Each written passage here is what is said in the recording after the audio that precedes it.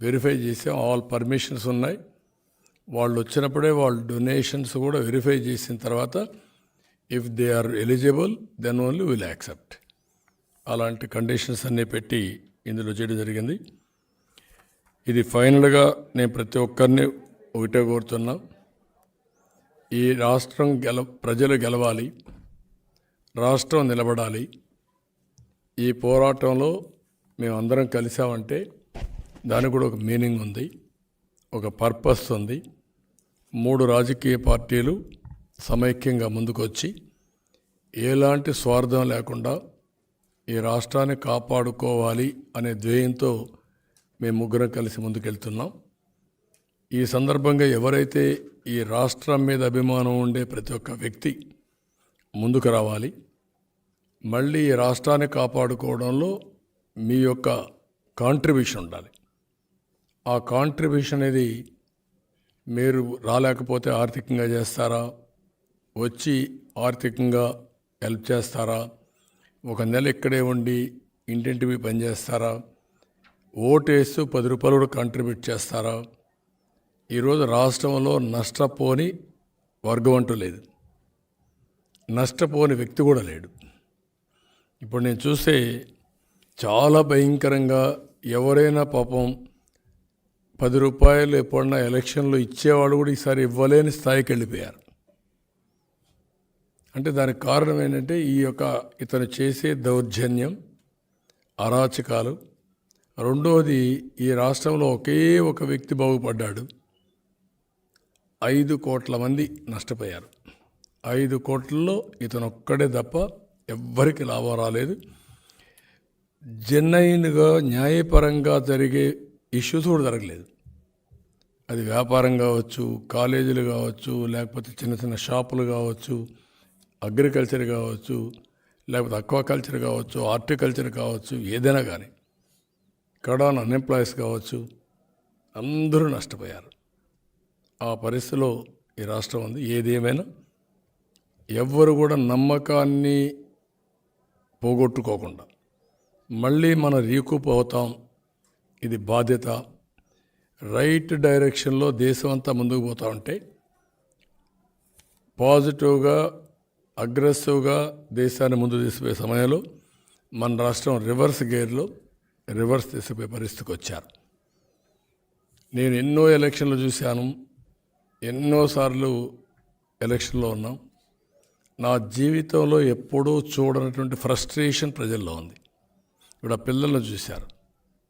ఇలాంటి పిల్లల్లో ఎంత ఆవేదన ఉందంటే, నేను విలేజెస్ విజిట్ చేస్తే, టౌన్స్కి వెళితే ఉమెన్, చిల్డ్రన్ ఏకపక్షంగా, అంటే ఎవ్వరికి అర్థం కాని ఒక భయం ఉంది,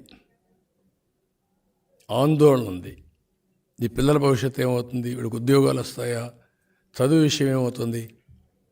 ఇప్పటికే ఏదైతే ఇతను తిక్క సమాచారంతో ఇష్టానుసారంగా చేశాడో ఎడ్యుకేషన్ స్టాండర్డ్స్ పడిపోయినాయి. Is talking about English medium. English medium తెలియని వాళ్ళు ఎవరు లేరు. ఇంగ్లీష్ నేర్చుకోగలుగుతాం కానీ నాలెడ్జ్ని నేర్చుకోలేం. ఫండమెంటల్గా ఆలోచించాల్సింది. అందుకే ప్రపంచం మొత్తం ఎడ్యుకేషన్ అంతా కూడా, ప్రైమరీ ఎడ్యుకేషన్ అంతా మదర్ టంగ్లో చేసుకొని, తర్వాత ప్రొఫెషనల్ ఎడ్యుకేషన్ కానీ స్పెషలైజేషన్ కానీ ఇంగ్లీష్ కూడా ప్రాక్టీస్ చేసి, బికాస్ ఇంటర్నేషనల్ లాంగ్వేజ్ కాబట్టి పోతారు. ఇది రివర్స్ అయింది. రెండోది, ఈరోజు మీరు చూస్తే ఏ ఊరిలో కూడా రంగులు కొట్టేదానికి ఇచ్చే ప్రాధాన్యత క్వాలిటీకి ఇవ్వాలి. రంగులు కొడితే చూడడానికి ఆనందంగా ఉంటుంది, దాంతో క్వాలిటీ రాదు. ఇక్కడుండే ఈరోజు ప్రపంచంలో ఉండే తెలుగు వాళ్ళందరూ చదువుకున్నది గవర్నమెంట్ స్కూల్సే, లేకపోతే ఎయిడెడ్ స్కూల్స్. ఇప్పుడు అన్నీ పోయినాయి. ఎయిడెడ్ స్కూల్స్ పోయినాయి, గవర్నమెంట్ స్కూల్స్ 2వ తరగతి అవుతానే 3వ తరగతికి 3-4-5 కిలోమీటర్లు వెళ్ళే పరిస్థితి వచ్చింది. దాంతో గర్ల్స్ అయితే ఆటోమేటిక్గా డ్రాప్ అయిపోతున్నారు. జనరల్గా ఎప్పుడైనా సరే ఎడ్యుకేషన్ డోర్ స్టెప్ దగ్గర అవైలబిలిటీనే చదువుతారు. ఇట్లా ఒక వ్యవస్థ కాదు. ఇరిగేషన్, ఈసారి నీళ్లు లేవు తాగడానికి, లీవ్ అలోన్ సాగునీరు కాదు, తాగునీరు. అలాంటి దారుణం 3 నెలల్లో కరెంటు ఉత్పత్తి చేసుకోవచ్చు మనం. సోలార్ అలాంటిది కరెంటు కోతలు. ఒక భయంకరమైన పరిస్థితి, చాలా దారుణమైన పరిస్థితి. అందరం కలవాల్సిన అవసరం ఉంది. అన్ని ఒక మాట చెప్పాలంటే ఒక్క సీటు కూడా వీళ్ళు గెలవడానికి వీలు లేదు. అన్ని ఘోరాలు, అన్ని పాపాలు, అన్ని నేరాలు చేశారు. కాబట్టి ప్రజలంతా ముందుకొచ్చి ఇది కూడా కాంట్రిబ్యూట్ చేయాల్సిందిగా, పార్టీ ఫండ్స్ కూడా మీరు తోచిన విధంగా చేయాల్సిందిగా మరొక్కసారి అందరికీ అపీల్ చేస్తాను. Anybody wanted to?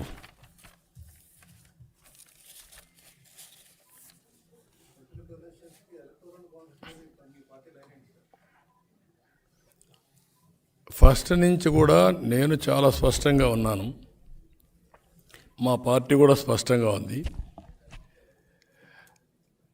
Electoral bonds అనేది ప్రాసెస్లో వచ్చిన ఒక డెవలప్మెంట్. ఒరిజినల్గా మేమందరం డిబేట్ చేసింది గవర్నమెంటే ఫండింగ్ ఇస్తే ఎట్లుంటుంది, లోకల్ బాడీస్ కూడా ఆలోచించాం. ఒక లిమిటెడ్ ఫండ్ ఇవ్వడం, దాని మీద చేయాలని. అది ప్రాక్టికాలిటీస్ కూడా స్టడీ చేశాం. కానీ దాన్ని కంట్రోల్ చేయగలుగుతామా అనే ఆలోచన కూడా ఉంది.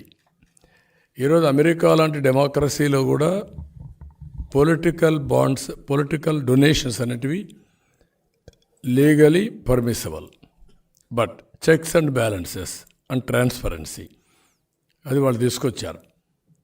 Best democracy in the world, India also biggest democracy in the world. అందుకే నేను డిజిటల్ కరెన్సీ ఇచ్చినప్పుడు నేను చాలా స్పష్టంగా నరేంద్ర మోడీ గారిని కలిసింది, ఆయన చెప్పింది అప్పట్లో 1000 రూపాయలు 500 రద్దు చేశారు, 2000 రూపాయలు తెచ్చినప్పుడు మళ్ళీ 500 వస్తుందంటే నేను ఆయనకు ఒకటే చెప్పాను, 2000, 500, 200 కూడా రద్దు చేయండి. Go fully digital currency. Digital currency should be cost effective compare to physical currency. Physical కరెన్సీలో వ్యారంటీర్ ఉంది, సెక్యూరిటీ ఉంది, ట్రాన్స్పోర్టేషన్ ఉంది, ఇవన్నీ ఉన్నాయి. ఇక్కడ డిజిటల్ కరెన్సీలో ఫ్రీక్వెన్సీ వాడుకోవాలి, ఆన్లైన్లో అలాంటి కొంత కాస్ట్ ఉంది. Compare to that cost this is less. అయితే దీనివల్ల ఒక పెద్ద అడ్వాంటేజ్ ఏంటంటే tracking will be very easy. రెండోది, వీళ్ళు చేసే ఫ్రాడ్ 200, 2000, 3000, 5000 పంచడం, ఈ పంపకాలు ఆగిపోతాయి. ఈ పంపకాలు ఆగిపోతే సర్వీస్ ప్రియారిటీ వస్తుంది, డెవలప్మెంట్ ప్రియారిటీ వస్తుంది, వెల్ఫేర్ ప్రియారిటీ వస్తుంది, గవర్నమెంట్ కూడా డబ్బులు ఎక్కువ వస్తాయి. అది కూడా తొందరలో వస్తుందని ఆశిస్తున్నా. అది వస్తే చాలా వరకు ఎలక్షన్స్లో ప్రచారం ఒక భాగం అయితే ప్రలోభాలు పెట్టడం ఇంకొక భాగం. ప్రలోభాలు కాకుండా సేవాభావంతో పనిచేసి దాన్ని మనం ప్రోత్సహిస్తే ఆటోమేటిక్గా లాంగ్ టర్మ్లో మనం అనుకున్న ఆబ్జెక్టివ్స్ అన్నీ, ఏదైతే నేను ఇప్పుడు మాట్లాడే జీరో పావర్టీ నేషన్గా తయారు కావడానికి ఇండియాకి చాలా అవకాశాలు ఉన్నాయి. It will be done. So డబ్బులు సంపాదించడమే కాదు, వెల్త్ క్రియేట్ చేయడం కాదు, ఆ వెల్త్ మీనింగ్ఫుల్గా ప్రజలకు అందుబాటులో కూడా పెట్టాలి. అట్లా కాకుండా కొంతమందే పరిమితం అయిపోయి ఒక 20 లక్షల కోట్లు, 10 లక్షల కోట్లు ఒక ఫ్యామిలీకి ఉంటే మిగిలినోడు తినడానికి 3 పూటలు తిండి లేకుండా ఫర్ డే 400, 300 కూడా సంపాదించిన పరిస్థితిలో ఉన్నారు. ఇది కొంచెం ఆలోచించాలి. దానికోసం నేనేం ఒకటే చెప్పాను, people as capital. As on today land as capital. విలేజెస్లో మీరు చూస్తే ల్యాండ్ లార్డ్ అనేవాడు పెత్తనం ఉంటుంది. ఆయన ల్యాండ్ పైన ఊరంతా ఆధారపడతారు. ఆ ల్యాండ్ లీజుకి ఇవ్వడం, టెనెంట్స్కి ఇవ్వడం, లేకపోతే ఆయన చేస్తే కూలోని వెళ్ళడం, దిస్ ఆర్ ఆల్ ఇష్యూస్. అలాంటి సోషల్ ప్రాబ్లమ్స్ అన్నీ సాల్వ్ కావాలంటే పీపుల్ యాజ్ క్యాపిటల్గా పెట్టుకొని short term, medium term, long term వాళ్ళ ప్రొడక్టివిటీ పెంచాలి, స్కిల్ డెవలప్మెంట్ చేయాలి, వాళ్ళకి ఆపర్చునిటీస్ క్రియేట్ చేయాలి, ఆ ఫ్యామిలీ హెచ్ఆర్ డెవలప్ చేయాలి, హ్యూమన్ రిసోర్స్ డెవలప్మెంట్ చేయాలి. యంగ్స్టర్స్ బాగా చదువుకోవడం కానీ, పెద్దవాళ్ళకు టెక్నాలజీస్ అవన్నీ పెనిట్రేషన్, డ్రోన్స్ వచ్చేసాయి, drones common man is operating, agriculture revolution చేయొచ్చు. ఇలాంటి మార్పులన్నీ కూడా అడాప్ట్ చేసుకుంటూ మనుషుల్ని అనుసంధానం చేయగలిగితే వండర్స్ జరుగుతాయి. అది చేయాలి. That is only the way. కొంతమందికి ఇప్పుడు నేను చెప్పాడు నమ్మశక్యం కాదు. నేను P3 అన్నాను, public private partnership. That is where national highways.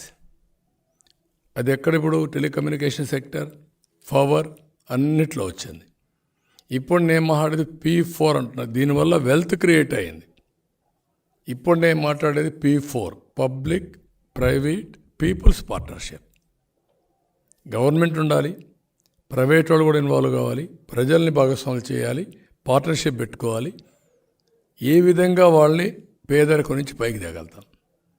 ఇప్పుడు ఆర్టిఫిషియల్ ఇంటెలిజెన్స్ వచ్చింది, వాళ్ళకు ఉండే వనరులన్నీ పెట్టేస్తే it will give very clear vision document. వాళ్ళు ఆ ప్రైవేట్ మెంటర్ అనే అతను ఇద్దరు కూర్చుంటే they can prepare action plan. ఇవన్నీ చేయడానికి చాలా ఆలోచనలు ఉంటాయి.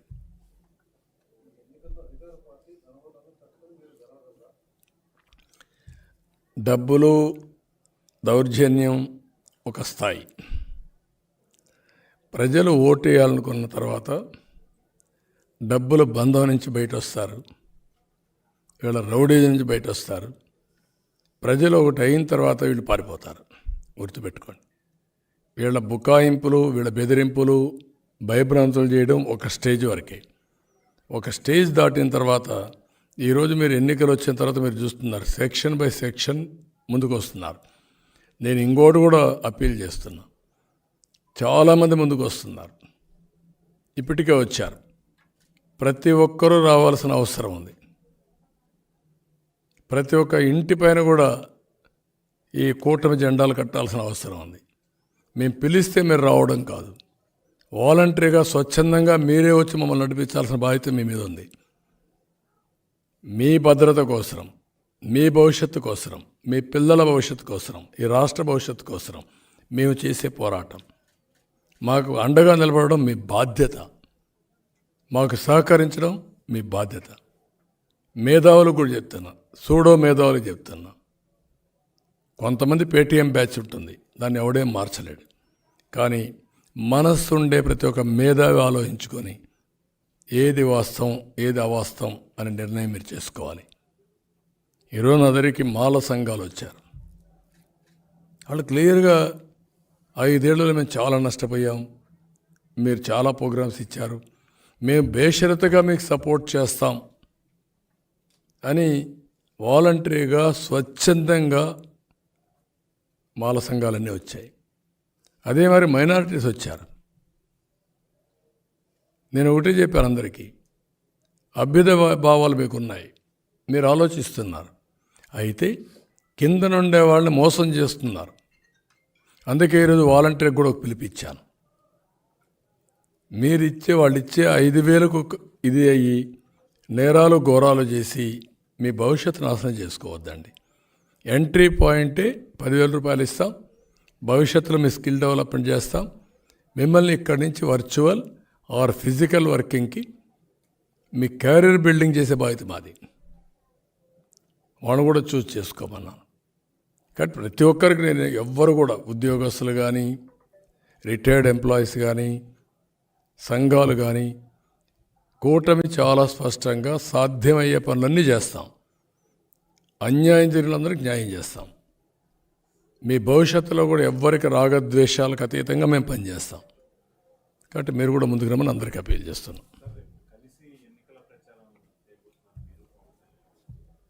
అవును, అంటే ప్రతి ఒక్కరికి బాధ్యత తీసుకునేట్టుగా మేము కూడా దేనికోసం చేస్తున్నాము చెప్పడం కోసం ఇద్దరం కలిసి వెస్ట్ గోదావరిలో ఒక తణుకు నుంచి నిడదవోలు వరకు, ఈస్ట్ గోదావరిలో గన్నవరం నుంచి గన్నవరం నుంచి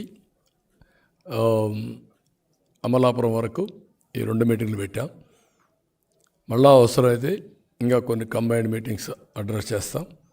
అదే మరి ఈ మీటింగ్లకి మళ్ళీ బీజేపీ కూడా నేషనల్ లెవెల్ లీడర్స్ వస్తే వాళ్ళతో కూడా సమన్వయం చేసుకుంటాం, ఇక్కడుండే లీడర్స్ కూడా సమన్వయం చేసుకుంటాం.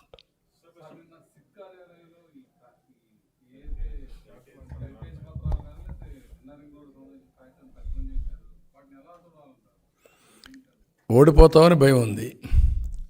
ఓడిపోతామంటే మళ్ళా తగులుకోకుండా ఉండడానికి ఏం చేయాలో అన్ని ప్రయత్నాలు చేస్తూ ఉంటే కనబడొస్తూ ఉంది.